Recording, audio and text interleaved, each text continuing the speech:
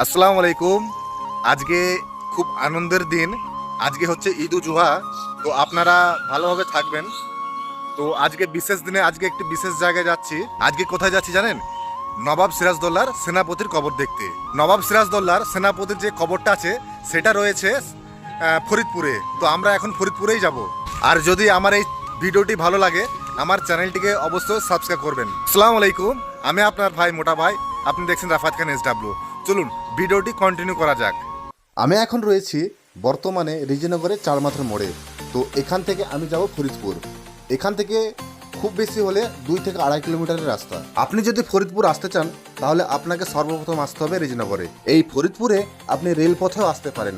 সব থেকে কাছে রেল স্টেশন হচ্ছে রিজিনগর। রিজিনগর স্টেশন থেকে 20 টাকা ভাড়া দিয়ে টোটোতে আপনি চলে আসতে পারবেন ফরিদপুরে।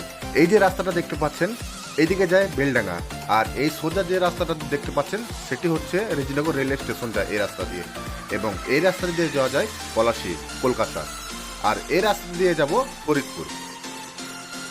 গুগল ম্যাপ বলছে এখান থেকে যেতে সময় লাগবে খুব বেশি হলে 10 থেকে 15 মিনিট। রাস্তা একদম ভালো না, বাপরে বাপ, মাজা 60 হয়ে গেল। আর অল্প দূরে রয়েছে ফরিদপুরের রাস্তাটা, আর যেখানে শুয়ে রয়েছে নবাব সিরাজদৌল্লার সেনাপতি। আমরা চলে এসেছি সেই জায়গায়। এই ভিডিওতে আপনাদেরকে জানাবো যে এখানে কেন নবাব সিরাজদৌল্লার সেনাপতিকে কবর দেওয়া হয়েছিল, এবং পাশে আরেকটি মাজার রয়েছে, তো তার ব্যাপারেও কিছু জানবো। ভিডিওটি সম্পূর্ণ দেখুন। যদি আমার এই ভিডিওটি ভালো লাগে তাহলে ভিডিওটিতে একটি লাইক দিয়ে দেবেন। চলে এসেছি সেই বীর সেনাপতি মীর মদনের সমাধিস্থলে। এই ভেতর দিয়ে গেলে সেই সমাধিস্থলটা দেখা যাবে। আমরা চলে এসেছি মীর মদনের কবরের সামনে। তো এই হচ্ছে মীর মদনের কবর, আর এখানে একটি বোর্ড রয়েছে, লেখা আছে নবাব সিরাজদৌল্লার একজন সেনাপতি, পলাশীর যুদ্ধ নিহত মীর মদনের এই সমাধি ফরিদ নামে একজন ফকিরের সমাধির অঙ্গনে অবস্থিত। একটি প্রাচীন বিশিষ্ট স্থানে অবশিষ্ট ইহা একটি সাধারণ কবর মাত্র। সালটা ছিল 1757। যখন পলাশীর যুদ্ধ শুরু হয়, চারিদিকে যখন কামানের আঘাত আসে, তখন বীর সেনাপতি মীর মদন তিনি কামানের সামনে গিয়ে নিজে প্রাণ ঝুঁকি দিয়ে নবাবকে বাঁচিয়েছিলেন। মীর মদনের অনুগত কিছু সৈনিক এখানে কবর দেওয়া আছে। তো কোথায় আছে সেটা জানা নেই। 1757 23শে জুন সেদিনের ভোরের আলো যেন 200 বছর ইংরেজদেরকে দেওয়ার জন্য উঠেছিল।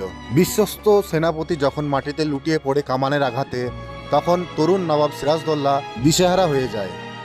বীর সেনাপতি মীর মদনকে সামনে থেকে পরাস্ত না করতে পেরে ইংরেজরা পেছন থেকে গোলা ছুড়ে, এবং সেখানে লুটিয়ে পড়ে বীর সেনাপতি মীর মদন। হয়তো মীর মদন যদি তখন গোলার আঘাতে না মারা যেত তাহলে হয়তো ইতিহাস অন্যরকম হতো। এখানে কি কেন সমাধিটা হয়েছে ওনার? আমাদের বলি, এবার আমার দাদা সৈয়দ জালালউদ্দিন মিয়া, আচ্ছা তিনি এখানকার মোতালিক ছিলেন সাপুর সাহেবের। আচ্ছা আচ্ছা আচ্ছা এবার উনি উনি দেখছেন যে পলাশের যুদ্ধ হয়ে নিহত হয়েছে, ঘোড়া চেপে চলে আসছেন আচ্ছা নির্মদন, মুন্ডটা পড়ে গেছে পলাশিতে। আচ্ছা আচ্ছা আচ্ছা সেই ঘোড়া চলে আসে আমাদের ফুলতলার বাগানে। হুম হুম হুম এখানে পড়ে যাওয়ার পর দেখছেন নির্মদন, আচ্ছা আচ্ছা আচ্ছা আচ্ছা সেখানে খেয়ে আমার দাদা সৈয়দ জালালউদ্দিন মিয়া এখানে সমাধি করে দিলেন। 1757 সালে পলাশীর যুদ্ধে যদি মীর মদন না মারা যেত তাহলে হয়তো তরুণ নবাব আরও একটু বুকে সাহস পেত। হয়তো আমরা যে 200 বছর শাসন পেয়েছি ইংরেজদের কাছ থেকে সেটা হয়তো না পাওয়া যেত। ইংরেজদের সঙ্গে সঙ্গ দিয়েছিল নবাব মির্জাফর খান। এখন বর্তমানে তিনি শুয়ে রয়েছেন ঘোষবাগে। এখনো পর্যন্ত তার কবর দেখতে গেলে মানুষ গাল দেয়। তাহলে তোমার নাম কি? ইনজা মিনজার। তোমার? রামিজ। আচ্ছা, তোমার বাড়ি পলাশী? তুমি বেড়াতে এসছো? আর তোমার বাড়ি ওই পাড়া? বীর সেনাপতি মীর মদনের ইতিহাস সম্পর্কে কিছু জানলাম। চলুন এরপর আপনাদেরকে জানাবো মীর মদনের কবরস্থানের পাশে আরেকটি যে মাজারটা আছে তার ব্যাপারে। আসসালামু আলাইকুম। ওয়ালাইকুম আসসালাম। যে আমি বলছিলাম তো ইনি যে শুয়ে আছেন উনি কে? উনি শাহ ফরিদগঞ্জের শেখর। আচ্ছা, মাজারটা কবে হয়েছে? মানে 70 যুগ থেকে চলছে না মাজার। আচ্ছা, 70 যুগ থেকে চলছে। হ্যাঁ। আচ্ছা আচ্ছা, আর ইনার ব্যাপারে আপনি কি জানেন একটু? আর বার হয়েছে পাকপাঠান। আচ্ছা আচ্ছা এনার মায়ের নামে সবরা বিবি। আচ্ছা আচ্ছা উনি প্রথম ছেলেকে বলছে বাবা তুমি ফকির হও। আচ্ছা আচ্ছা 12 বছরের জন্য ফকির চলে যা তুমি। আচ্ছা আচ্ছা আচ্ছা। আচ্ছা, উনি গেলেন মায়ের কথা শুনে, জঙ্গলে তপাস করতে লাগলেন। যে মা বললে, বাবা 12 বছর হয়ে গেল, হ্যাঁ হ্যাঁ। 12 বছর পর মায়ের কাছে যেতে। মা বলছে, আচ্ছা। বাবা তোমার ফকির হয়নি। আচ্ছা আচ্ছা। আচ্ছা, কেন কেন মা? ও তুমি তুমি যাও, আর 12 বছর যা পরে বলছে তোমাকে, তাই উনি বললেন। হ্যাঁ হ্যাঁ। মানে মা ফের 12 বছর গেলেন, মানে গাছের পাতা খেয়েছে মা। মা কি করে মায়ের ছেলে চুল চেপে ধরে টেনে টানছি, বলে মা লাগছে, আঘাত করছে। আচ্ছা ওই আচ্ছা। গাছে তো পাতায় আঘাত করছে, বাবা তুমি গাছে পাতা ছিঁড়ে তুমি জীবন ধার করছে, তো হবে না এটা। তাহলে আবার ফের 12 বছর চলে যাও। আচ্ছা আচ্ছা। এই কী করে হবে?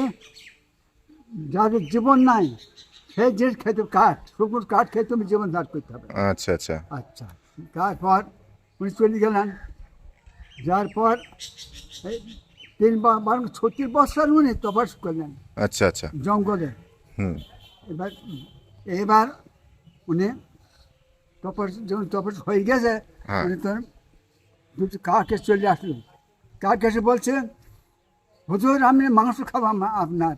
হুম। বাবা আমার মাংস কিছু নাই, 36 বার তপস্য করি, কি খাবি খা, কোন নর্মাল সব সত্য কাঠ, হুম হুম। তবে আপনি চোখ খাবো। একটা কাক বলছি, আপনার চোখ খাবো। আপনার চোখ খাবো। চোখ খাবো। আচ্ছা। আচ্ছা, এইবার আর একটা কাক বলছে, আমি তো খাবো একটা, আমাকে দিতে হবে। তবে এক কাজ কর, এক বন্ধ পানি আন, পানি এনে আমাকে দে, আমি উজু করবো। হুম। একটু চোখ খেয়ে ফেলতে কাকে খাওয়ার পর আর একটা কাক উজু করলে আবার ফের কাকু আল্লাহর রহমতে হ্যাঁ।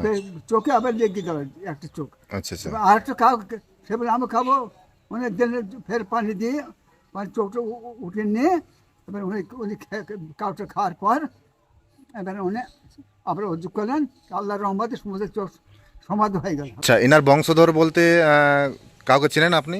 খাজা মহিউদ্দিন চিশতি। হ্যাঁ হ্যাঁ। আচ্ছা, এনার এখানে যে শুয়ে আছেন, ওনার মামা হচ্ছে যে যেখানে আজমির শরীফে আছে, আজমির শরীফে যিনি আছেন, যে ওর ভাগ্নে, এটা ভাগ্নে হচ্ছে খাজা মহিউদ্দিন চিশতির ভাগ্নে। এই যে গাছটা দেখছি আমি, এই যে পেছনে আপনার গাছটা দেখছি, এই যে অনেক ওইখানে পাশে একটা গাছ দেখতে পেলাম, এই একটা গাছ দেখতে পেলাম। তো এই গাছগুলো কি মানে কোনো এর সঙ্গে কাহিনীর সঙ্গে যুক্ত আছে নাকি? এটা শাহপুরি সাহেবের দাঁতনের গাছ এটা। আচ্ছা, এই গাছটা হচ্ছে এনার দাঁতনের দাঁতন গাছ। দাঁতন গাছ। দাঁতের গাছ। আচ্ছা আচ্ছা, দেখে নিন, মাশাল্লাহ খুবই সুন্দর। তো সময়ের সঙ্গে সঙ্গে অনেক বড় হয়ে গেছে। এনা মানে এই গাছের ফুল খেয়ে মানুষের যত মানে রোগ আছে সব ভালো হয়ে যায়, তাই তো? সম্পূর্ণ ভালো হয়ে যায়। চলুন সেই ফুলটা আপনাকে দেখাই। এ দেখুন, এই সেই ফুল, এবং এই ফুল খেয়ে মানে সমস্ত রোগ ভালো হয়ে যায়। আপনি শুনতে পেলেন, এখানে যিনি শুয়ে রয়েছেন তার মামা হচ্ছে খাজা মহিউদ্দিন চিশতি, যিনি এখন শুয়ে রয়েছে আজমির শরীফে। তো এটা আমার অজানা ছিল, আমি জেনে গেলাম এবং আপনারাও জেনে গেলেন। তো আমরা এখানকার ইতিহাস সম্পর্কে অনেক কিছু জানলাম।